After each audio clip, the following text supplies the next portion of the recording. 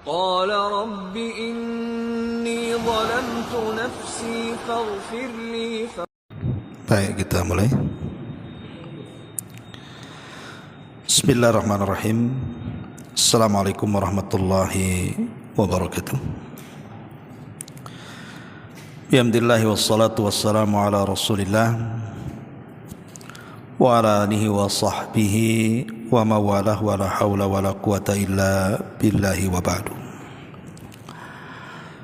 Baik, kita lanjutkan kajian kita, masih membahas kitab Arba'in Nawawi, dan kita masuk pada hadis ke-26. Kita baca hadisnya. An Abi Hurairah radhiyallahu anhu qala qala Rasulullah sallallahu alaihi wasallam kullu sulama minan nasi alaihi sadaqatun kullu yawmin tatlu'u fihi syamsu ta'dilu baina itsnaini sadaqatun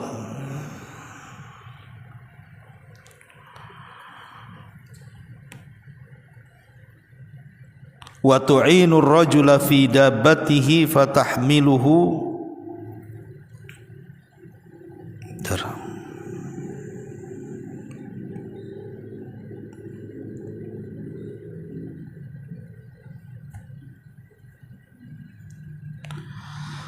wa tu'inu ar-rajula fi dabbatihi fatahmiluhu 'alaiha aw tarfa'u lahu 'alaiha mata'ahu sadaqatun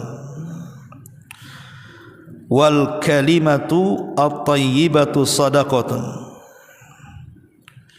wa bi kulli khutwatin tamshiha ila salati sadaqatun wa tumitul adha 'anit tariqi sadaqatun. Rawahul Bukhari wa Muslim.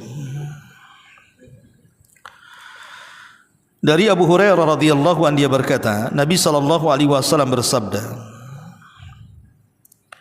setiap persendian dari manusia itu ada sedekahnya. Pada setiap hari ketika terbit matahari,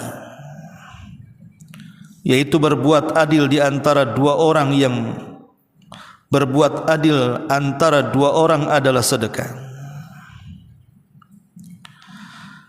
Menolong seseorang dalam urusan kendaraannya, membantunya agar bisa menaiki kendaraannya, atau engkau angkat barang-barangnya ke atas kendaraannya, itu juga bagian daripada sedekah.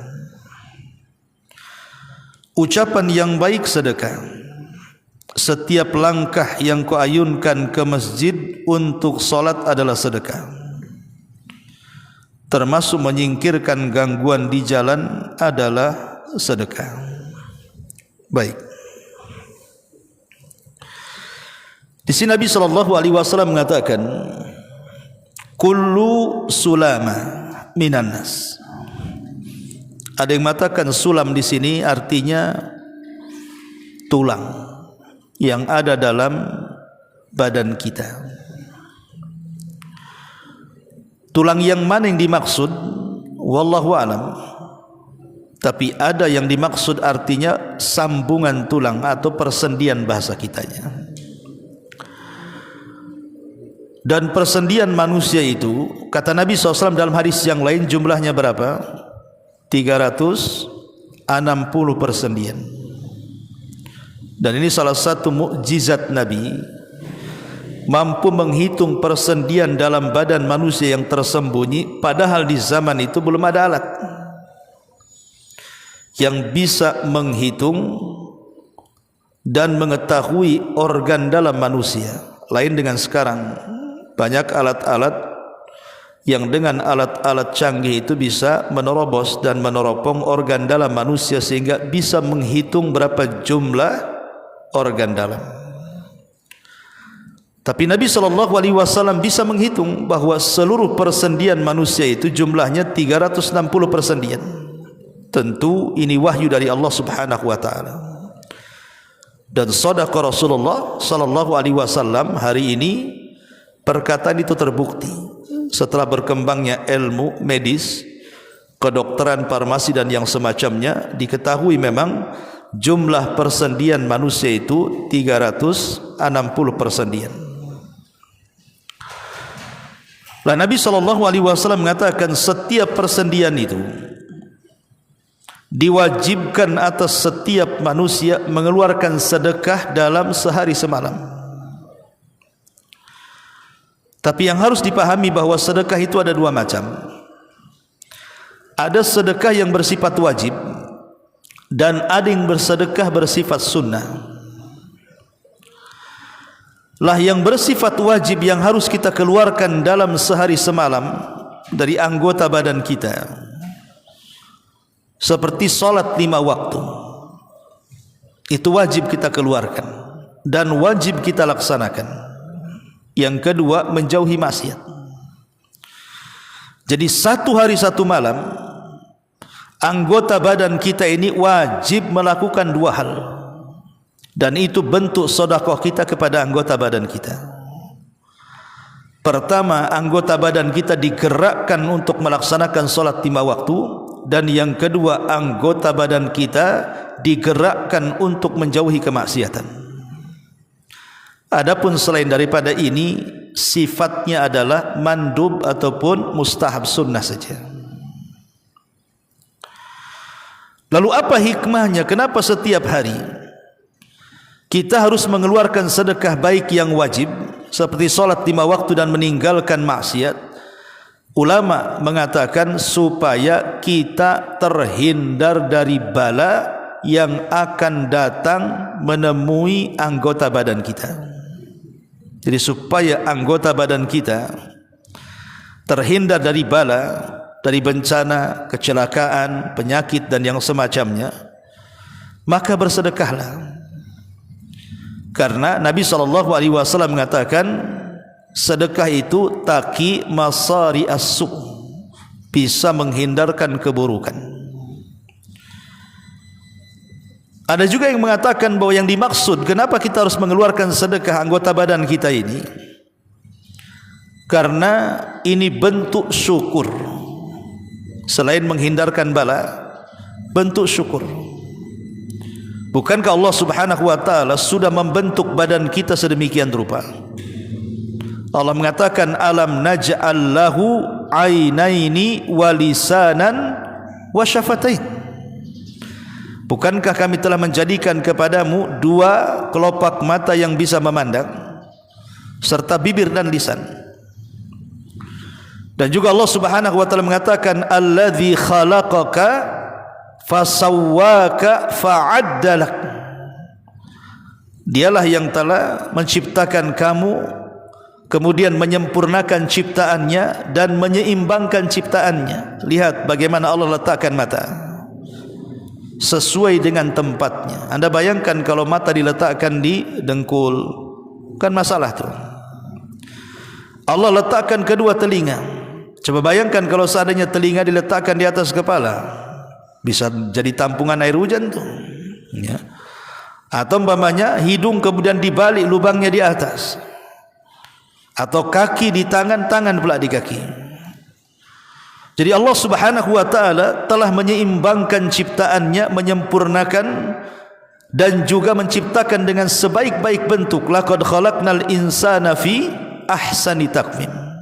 Sungguh kami telah ciptakan manusia itu dalam sebaik-baik bentuk. Lah ciptaan manusia yang luar biasa, sebaik-baik bentuk ini, dan ini bantahan kepada teori Darwin yang mengatakan manusia terbuat atau berasal dari kera, gitu ya, dari monyet. Tidak, kita ini berasal dari Adam alaihi salatu wasallam, makhluk yang sempurna.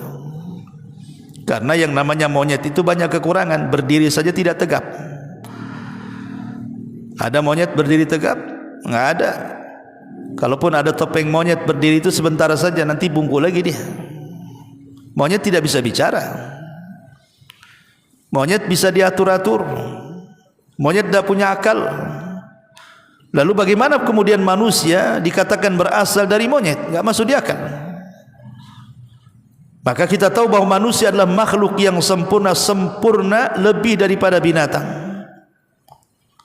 Lebih sempurna dibandingkan monyet dan yang semacamnya. Ya, karena manusia turunan Adam alaihi salatu wassalam. Dari sini kita tahu bahawa Ketika Allah Subhanahu wa taala memberikan bentuk seindah mungkin kepada manusia, lalu apa balasan kita? Bersyukur. Ciptaan manusia ini aneh.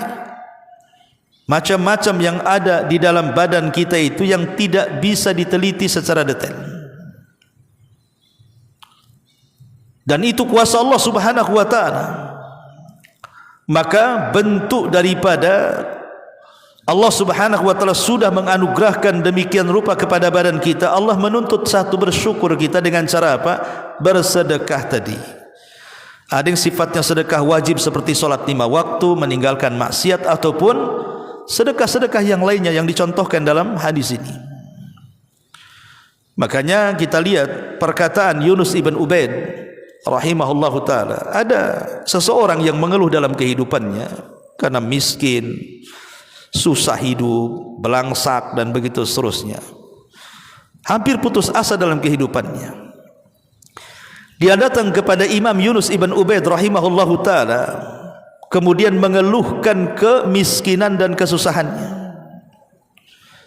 Apa kata Yunus ibn Ubaid?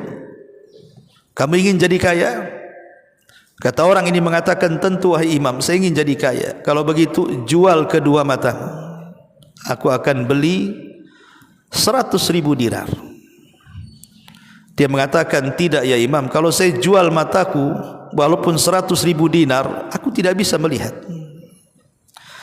Kalau begitu potong lidahmu, jual kepadaku, sama dengan 100.000 dinar. Dia mengatakan, tidak wahai Imam, kalau ku potong lidahku, aku tidak bisa bicara. Kalau begitu potong kedua kakimu, aku beli 100.000 dinar. Tidak wahai Imam, kalau ku jual dua kakiku, aku tak akan bisa berjalan. Kalau gitu kau jual kedua tanganmu, kau jual hatimu, kau jual kepalamu. Dia mengatakan, tidak wahai Imam. Maka kata Yunus ibn Ubaid, sebenarnya engkau ini kaya. Bayangkan kalau kau jual matamu, kau dapat 100.000 dinar. Kau jual tanganmu, kau dapat 100.000 dinar. Kau jual kakimu, kau dapat 100.000 dinar. Kau jual lidahmu, kau dapat 100.000 dinar. Kau jual telingamu, kau dapat 100.000 dinar. Berarti di badanmu itu ada ribuan dinar. Lalu kenapa kau mengeluh? Kau ini kaya. Kenapa kau mengeluh asik miskin? Kau tidak bersyukur nikmat Allah yang melekat dalam badanmu itu. Akhirnya dia pergi dan baru sadar bahwa dirinya adalah kaya raya. Makanya ada istilah para ulama bahwa as-sihhatu tajun ala kulli as-sihha la yash'uruhu illa al-marda. Kesehatan itu adalah piala termahal bagi orang-orang yang sehat dan tidak akan dirasakan kecuali orang sakit. Mata ini nikmat, tidak dirasakan nikmatnya kecuali orang buta. Betapa banyak orang buta ingin melihat, tapi orang melihat seperti orang buta. Betapa banyak orang-orang yang pincang itu ingin berjalan, tapi orang yang berjalan normal seolah-olah dia pula yang pincang. Betapa banyak orang-orang yang ingin mendengar bagi orang yang tuli, menunjukkan bahwa kesehatan itu nikmat Allah. Makanya ketika Allah Subhanahu wa taala masih memberikan anugerah berupa badan yang sehat, lengkap dan tidak cacat, bersyukurlah kepada Allah Subhanahu wa taala. Dengan cara apa? Kullu sulama minan nasi alaihi sadaqah. Dengan cara bersedekah, baik yang wajib seperti melaksanakan solat 5 waktu atau meninggalkan maksiat, atau seperti yang dicontohkan dalam hadis ini. Apa saja contohnya? Ta'dilu baina tsnaini sadaqah wa tu'inur rajula fi dabbatihi fatahmiluhu 'alaiha aw tarfa'u lahu 'alaiha mata'ahu sadaqah wal kalimatu sadaq wal kalimatu thayyibatu sadaqah wa bi kulli khutwatin tamshiha ila salati sadaqah wa tumitul adza 'ala anit tariqi sadaqah. Rawahul Bukhari wa Muslim. Seperti contohnya adil di antara dua orang yang sedang berselisih, kita datang, kita damaikan. Kita tidak berpihak kepada si A kepada si B, yang penting kedua-duanya damai. Itu sedekah, dan itu sebaik-baik sedekah, mendamaikan dua orang yang sedang berselisih. Atau ada orang yang kesulitan sedang mengangkat barang ke kendaraannya, tetangga mau ngangkat beras ke motornya tidak bisa, nampak oleh mata kita, langsung lari kita bantu, kita naikkan. Atau ada anak kecil ingin naik ke atas motor, orang tuanya susah, maka kita bantu, kita naikkan. Itu bagian daripada sedekah. Termasuk kalimat-kalimat yang baik, kalimat-kalimat yang santun, itu juga sedekah. Termasuk kalau kita berjalan dari rumah ke masjid, itu juga sedekah. Atau kalau kita mendapatkan di jalan hal-hal yang membahayakan manusia, ada beling, ada paku, ada duri, ada apa, kita sisihkan ke pinggir jalan supaya manusia aman, itu juga bagian dari sedekah. Dari sini kita tahu bahwa sedekah ada dua. Ada yang sifatnya muta'addi, manfaatnya itu bukan hanya untuk kita tapi juga untuk orang lain. Ada yang bersifat lazim, manfaatnya untuk kita saja. Salat, manfaatnya untuk siapa? Untuk kita saja. Puasa, manfaatnya untuk siapa? Untuk kita saja. Baca Quran, manfaatnya untuk siapa? Untuk kita saja. Jadi ada sedekah-sedekah yang bersifat itu manfaatnya hanya kembali kepada yang melakukannya. Tapi yang lebih afdol adalah sedekah yang manfaatnya bukan hanya kepada diri kita, tapi juga kepada orang lain. Itu disebut dengan sedekah muta'addiyah namanya. Sedekah yang manfaatnya sampai kepada orang lain.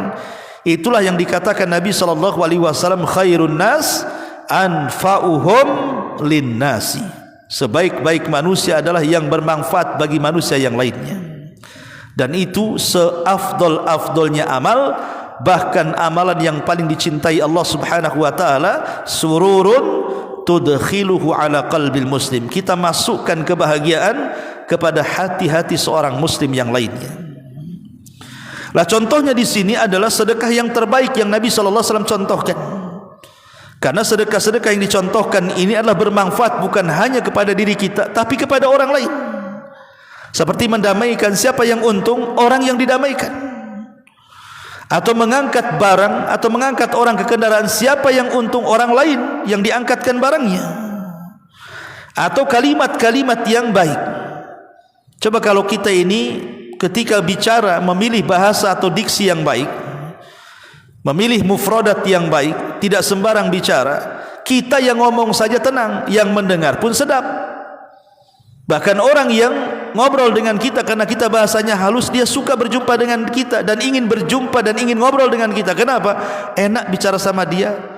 Orangnya sopan, santun, ngomongnya tertata, rapi, tidak nyakiti. Tapi kalau kita ini ngomong kasar, ngomong kutukan, laknatan, hinaan, gibahan dan begitu seterusnya, yang ngomong saja nyesel, kenapa aku ngomong tadi seperti itu? Yang dengar saja sakit hati, kenapa dia ngomong sama aku seperti itu? Akhirnya dia tak mau ketemu kita. Makanya kalimat-kalimat yang baik, kalimat-kalimat yang santun, kata Rasul, wal kalimatut thayyibatu sadaqah. Termasuk juga melangkahkan kaki ke masjid atau melangkahkan kaki ke tempat-tempat kebaikan, melangkahkan kaki ke tempat-tempat ibadah, melangkahkan kaki ke tempat-tempat talabul ilmi, itu semua dianggap sedekah. Langkah kaki kita berpahala tuh.